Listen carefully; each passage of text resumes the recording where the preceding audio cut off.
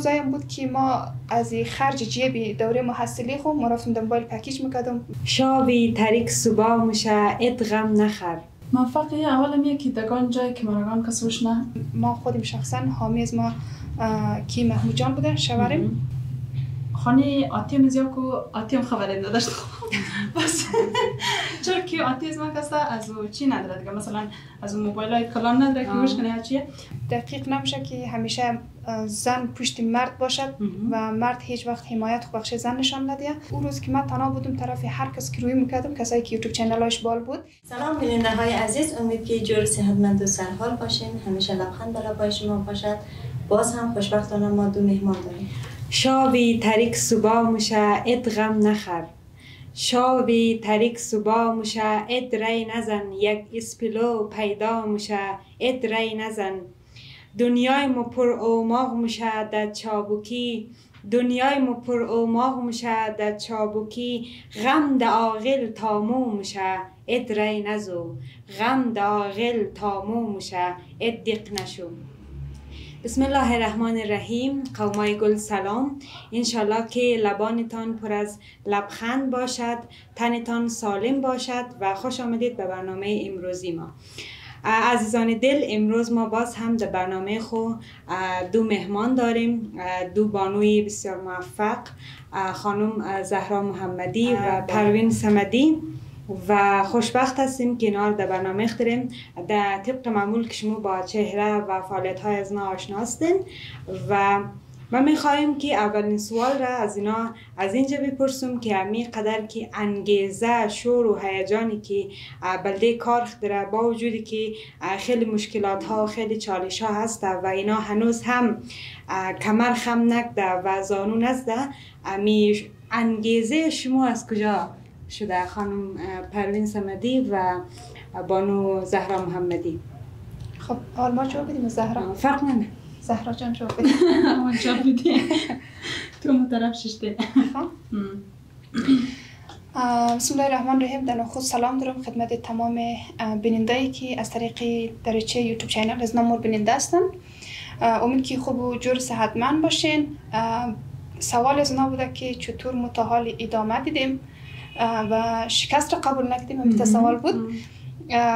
خب حمایت دوستا بود، امیدواری از دوستا بود، به خاطر که آدم در یک جایی که مرسه و او جای را به آسانی به دست نمیره و شب و روز بخشی از او جای زحمت میکشد، تلاش منه و طبعا دیگه وقتی که تو مثلا از روز اول که شروع منی در یک جایی که مرسی تا اون مرحله که مرسی تو طبعا خیلی زحمت کشیده، خیلی بیخوابی ها رو دیده، خیلی منت ها رو کشیده، خیلی حرفا رو شنیده دیگه و او هم که آدم باید یک جایی برسه و بعدم بازم باید او را شکست قبول کنه یا یکی ادامه ندیه.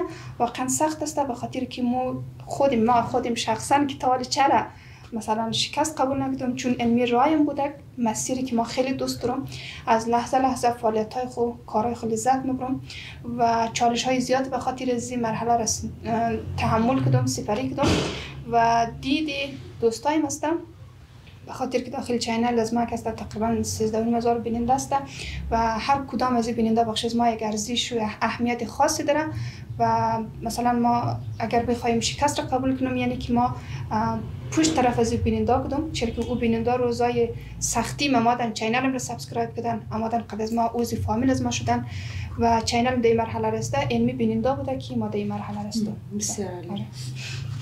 خب ما من سوال با جواب بدیم یا نه؟ آره.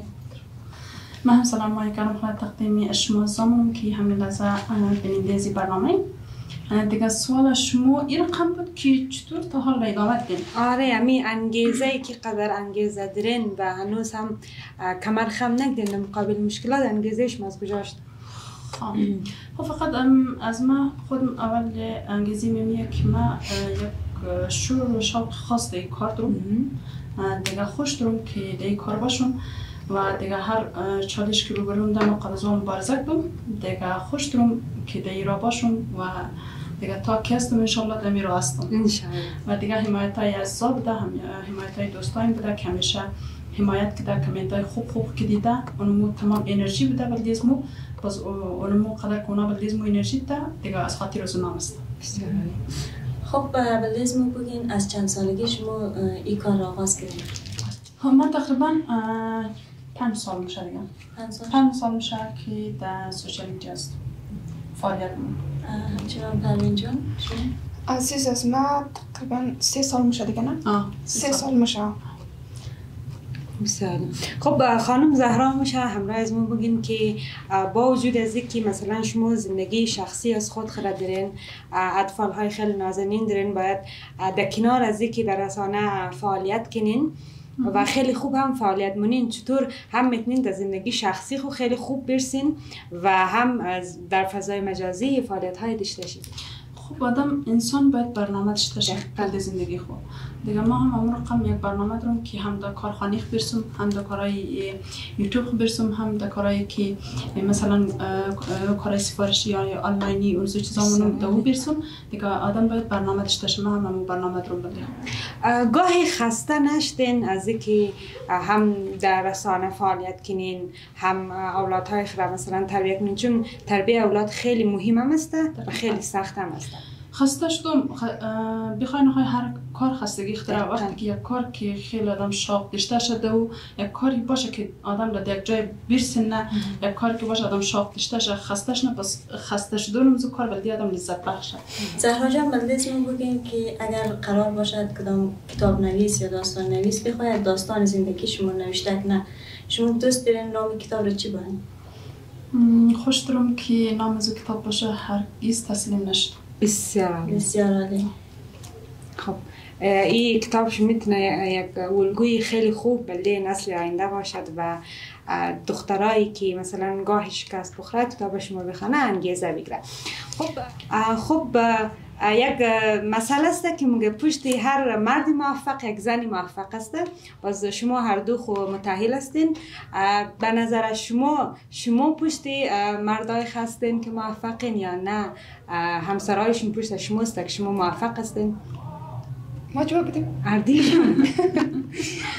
خب زندگی مشترک که آدم شروع میکنه، یعنی همه چیز مشترک است. دقیق نمیشه که همیشه زن پشت مرد باشد و مرد هیچ وقت حمایت و بخش زن نشان نده. و امور رقم مثلا زمان که مرد حمایت خانم خمونه، خانم مثلا دست به دست اشته قرار بشه.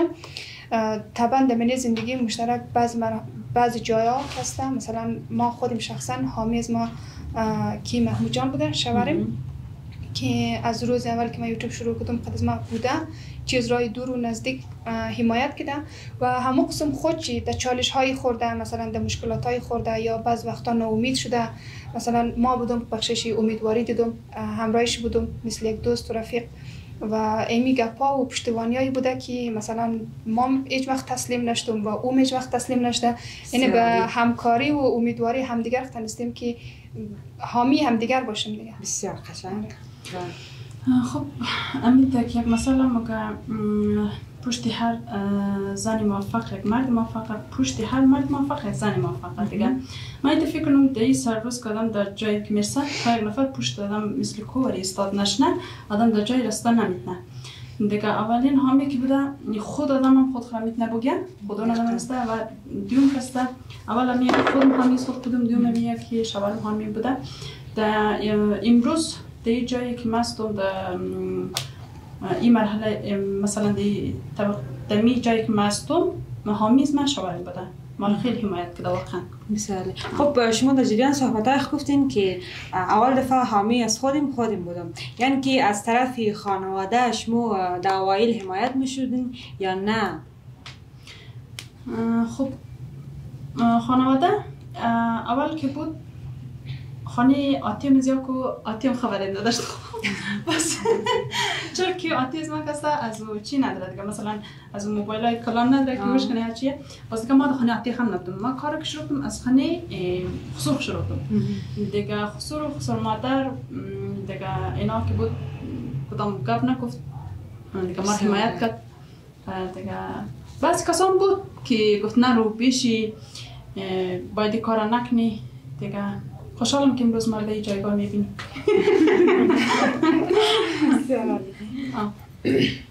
تصور مردم درباره زندگی شما چیست؟ یادم درباره این کاری که شروع کردین؟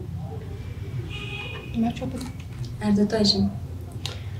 خب آدم منی سوشال میدیا که من یعنی داخل جامعه من بس تو داخل جامعه که ما دی قد دیدگاه های رنگارنگ قد فکر رقم قد نظرات رقم تو مواجه هستی و تو باید بپذیری که مثلا مردم اونمو دیدگاه داره و تو باید اونمو کاری که مثلا منی بلی خود باور داشته باشی، تسلط داشته باشی و اونمو هدفی که مثلا داری دمو هدف پیش بری.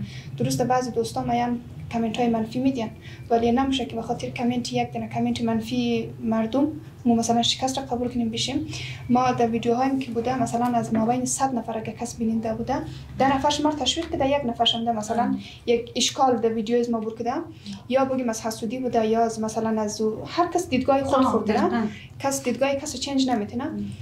بعد ما به خاطر یک نفر 10 نفر نادیده نگرفتم. ما همیشه در چینل خون بود 10 نفر یا 100 نفر در نظر گرفتم و نظر به مخواستای از و نظر به امیدواری که نبخش از ما دیدن پیش رفتم و هدف همیشه اولویت زندگی قرار دادم که ما باید مثلا همون جایگاهی که میخوایم برسم و خدا رو شکر هیچ وقت همزه خاطرم بوده که کامنت های منفی زیادتر در نظر نگرفت. اونجا ببینم. خب چرا بود سوالش؟ دیدگاه مردم. خب دیدگاه مردم هم مثبت داره منفی داره.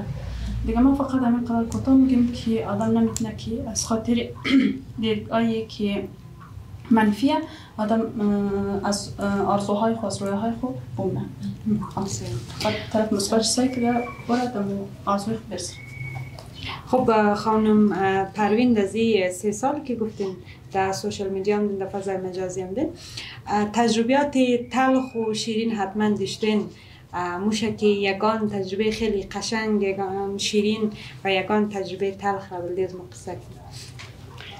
عزیز در مدت 3 سال آدم طبعا هر روز چالش های رنگارنگ مثلا برخورد منه. اون به خصوص روزایی که آدم تازه چینل شروع منه. من روزای سختی ما بگیم روزای اول بوده که تنها بودم و ما اولا که داخل سوشال میدیا آدم که میاد به خصوص در کشورهای افغانستان، پاکستان، ایران کمی چالش های زیادتر است. کمی چالش های زیادتر است و ما زمانی یوتیوب شروع کردیم که اوقات تحولات افغانستان خیلی خراب بود. اول که تایم کرونا بود، بعد از تایم کرونا مثلا ما دور از فامیل، بعد از اون تحولاتی که رخ داد واقعا خیلی شرایط سخت بود و ما تنها امیدواریم بعد از یوتیوب چینل که ما شروع کردیم دلخوشی از ما یوتیوب بوده و در اون زمان ما با هزاران ترس، با هزاران ناامیدی، با هزاران هراس چیزایی که داشتم شروع کردم و یالی که سیل منم روزای بعدی از مایی بوده که اون روز که من تنها بودم طرف هر کس که روی میکردم، کسایی که یوتیوب چینلش بال بود یا من اینستاگرام فالوورش بال بود، هر کسی که مسیج میکردم که می پیج از من شجاعت بدین یا ما با این قنجقش برنامه بگیرم یا مثلا شما یک کاری کنین که می یوتیوب از ما کمی بال بره یا می یک امیدواری بخش از ما پیدا شنه که ما مثلا دمزی کار خدمه بدیم. او زمان هیچ کس بل از ما باور نمیکرد و این واقعا ما رو خیلی اذیت میکرد، خیلی رنج میداد. این طرح حس بخش میاد، حس روح میداد که من گفتم خب وقتی که اینا تنستم مثلا ما چیز کم بود درم از اینا که مثلا اینا گپ از ما رو گوش نمیدن یا گپ از ما بخش از ما اهمیت ندارم. دیگه او روزای سخت بود و یا او روزایی هم بود که ما از خرج جیبی دوره محصلی خود ما رفتم موبایل پکیج میکردم، ویدیو اپلود میکردم، مورد دان کلکین میشتم باز از سر تا سرخانه فقط قدم میزدم که زودتر اپلود شه که اینترنت کم بوم بخش ویدیوی بعدیم دیگه یال که وای فای چمون قدر روزای بخش از یاد نموره دیاد مستم و روزای خوش علمی هر روز که ما بینندایم زیادتر میشه داخل چینل قد دوستا و زیادتری مثلا ما آشنا میشیم و مثلا زیادتر مردم ما رو میشناسن. این بخش از ما واقعا جای خوشحالی است و شکر منم در اون روزای سختی که ما شروع کردم تسلیم نشدم ادامه دادم. زهرا جان چیزی که درباره زادگاه دوست داری چیه؟ درباره زادگاه که دوست دارم آب و هوایش دیگه چیز خیلی بگیم تو بگیم نخواست بدتر داشته ما چیزی بگیم از آب هوایش بگیم از مهر و محبت مردمش بگیم دیگه اصلا تمام چیزی تمامش خوبه نه؟ تمامش. تشکر خیلی زیاد. که اگر مثلا یوتیوب نمیداشتین یا یوتیوبر نبودین دوست داشتین که کدام راه دیگری را برای ذکر سرپای خسارچنین انتخاب کنین؟ خب طبعا فکر نکردم ولی یوتیوب هم یک دفعه متوجه شد دیگه. خوش دارم که مثلا کار بیزنس یه چیزا زیاد خوش دارم. خب می که لباس های آنلاین این بیزنس این بیزنس است. خوش دارم کار. خب کبرا جان ما در اینجا یک سوال از تو مهمان دارم به خاطر که تا جایی که من سال دنبال مونم هر دو تایش بیزنس داره و لباس فروشی داره. اگر انتخاب دادیست شما باید و دادیست مردم باید که یکش انتخاب کنید یا بیزنس انتخاب کنید یا یوتیوب کدامش انتخاب کنید شما؟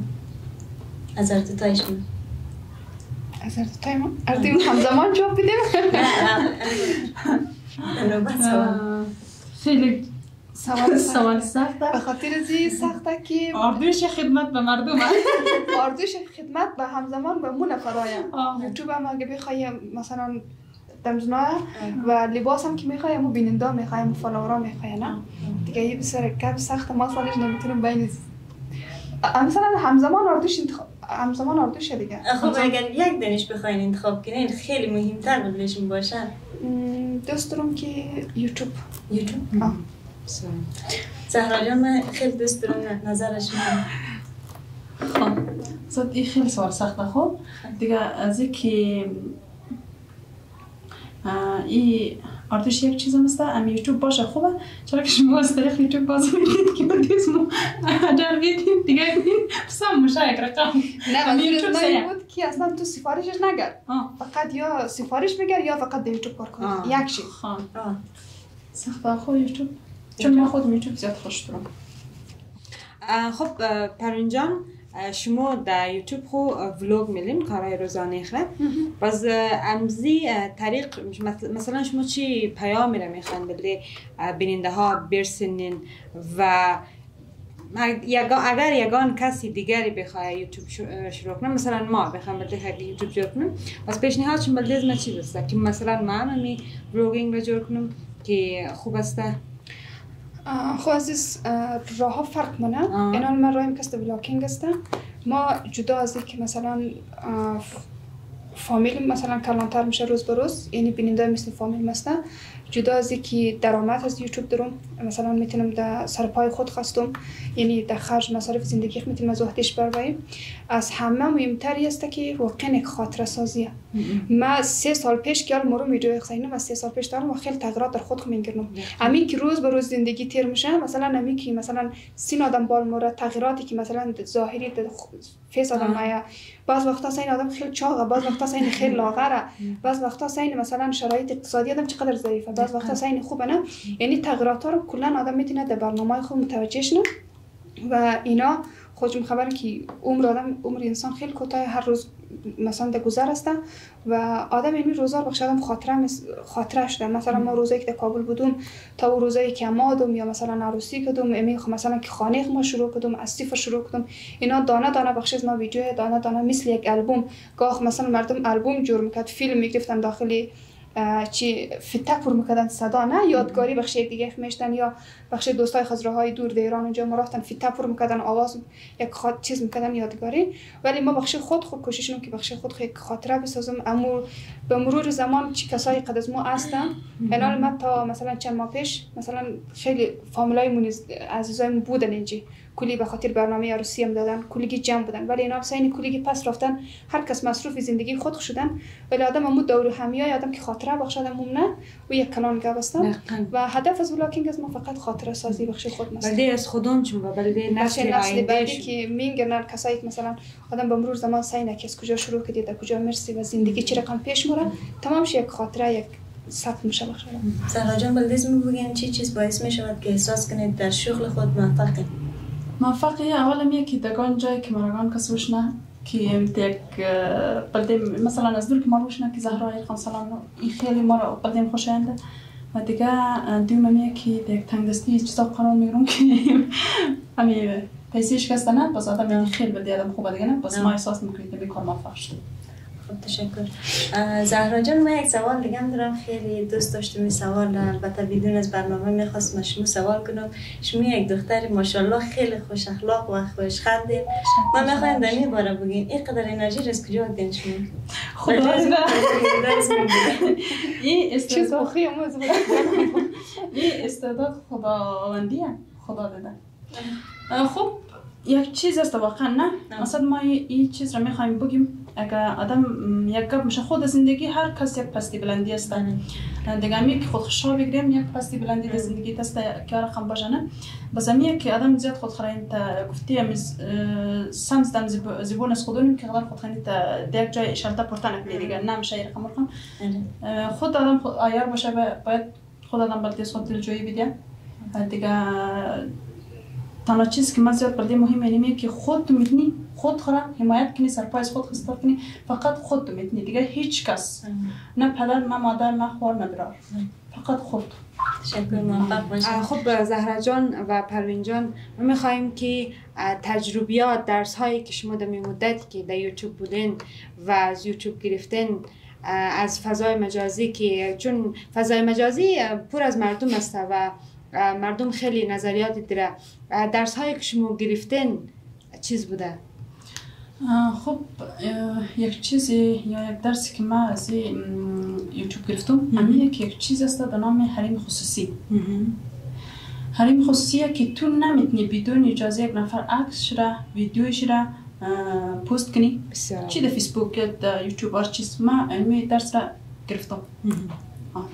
خب پروین جان ما نظر در کامنت های بیننده نظر در گپای از نو خودیم خود باوری خود خورم که همیشه آدم بله خود باور داشته شد بله خود یعنی چیزایی که ما از درس داخل یوتیوب دادم خود باوری خودیم شجاعت خودیم اعتماد به نفس خودیم که روز به روز بال رفته و در خود تنستم زیادتر بله خود تسلط داشته باشم و بتونم بخش دیگران الگو باشم بخش هر دختر خانمی که میخواین داخل سوشال میدیا باشد یا در هر عرصه زندگی تا دمنه جدا از سوشال میدیا تا آدم خود باوری نداشته شد تا اعتماد به نفس نداشته تا شجاعت نداشته هیچ وقت زندگی پیش بردن نمیتونه مثلا یک دختر خوب باشد نمیتونه یک همسر خوب باشد و نمیتونه در آینده یک مادر خوب باشد پس آدم باید تمام از نار در خود در وجود خود احساس کنه و بعد بتونه زندگی پیش ببره و بتونه به بخشی تمام اطرافیان خود یک آدم مثبت چی واقعش. خب در این قسمت میخوایم شما سوالات کوتاه پرسیم کنم. خب اول زهرا جان 3 غذایی را که بسیار زیاد دوست دارین؟ 3 غذایی که قدر خوش دارم اولش کباب تکیه دومش مایچه قابلی پلاو خود سومش میگی حالا باید که یک دنه کم سیفتر انتخاب کنیم ما کچه داتیم رو با شکست کنیم. مثلا خب پروین جان شما 3 کشور که خیلی دوست دارین در اونجا سفر کنین؟ 3 کشور که خیلی دوست دارم ترکیه نیوزلند دیگه دبی. خب به خاطر از یک شما رو دو بهترین دوست ها هم هستین من میخوام یک سوال از پروین جان کنم زهرا جان جواب بده و از شما برعکس. خب اول زهرا جان پروین جان کدام خواننده را بسیار زیاد دوست داره و همیشه آهنگایش رو میشنوه؟ این پیش ما تو برای آهنگ کوشید نگه ما بگیم این کسته آهنگای آریانا سید را زیاد خوش داره. مثلا خب خانم پروین نمیتونه؟ به خاطر که آریانا سید جدا از که صدایش خیلی ما خوش دارم اما شخصیتش خوش دارم اعتماد به نفسی که دارم بخش از ما واقعا گلگویم و دوم دیگه آهنگای بعض وقتا آهنگای خوانده که خیلی امیدوار کننده بوده بخش آتش نشین آهنگ بخش تو میتانی مثلا اینی آهنگا من هر وقت که مثلا ناامید شدم یا مثلا خیلی ناراحت شدم اینی آهنگای آریانا سید گوش بدم پس امیدوار شدم. بسیار خب خانم پروین خانم زهرا کدام کشور خیلی زیاد دوست داره که در اونجا سفر کنه؟ زهرا تمام کشورهای خارجی رو خوش داره مقصد در کدامش که برای خوش داره کشورهای اروپایی نه یک دنیش بگی آره باید یک دنیش بگی امریکا نو چیز خوش داره بخیر شما یک چانس خب چی فرق کنه امریکا خود استرالیا تو بالا نه من خوش ندارم امریکا خب ما کجای امریکا رو خوش دارم خب شناخت از ما زهرا خیلی کم بوده. خب خیر خب شاید هیچ فرصت نشده که مثلا شما در زی موارد صحبت کنین، چون ما نمیخوایم از همدیگر جدا شیم. امروز خاطر هیچ گپ مهاجرت و مسافرت و بال نکردیم و خواستیم تا همیشه هم در یک جای باشن. ان شاء الله دوستیشون پایدار باشد. ان شاء الله. خب من یک سوال از هر دوتایشون دارم. اول پروین جان شما به خاطر که نورسید به نزو خاطر شما اول جواب بینیم و بعد زهرا جان. همسر خود را در 3 کلمه توصیف کن. در 3 کلمه توصیف کنم یعنی خوبیایش بگم دیگه نه؟ یک حمایتگر خوب، یک شخصیت خوب و قلب خیلی مهربان داره. بسیار عالی. همچنان زهرا جان. خب ان شاء الله سخته دیگه. خب حمایتگر خوبه دیگه، گذشت داره و یک پدر خوبه. خب زهرا جان و پروین جان بسیار زیاد خوش آمدین به برنامه ما صفا آوردین.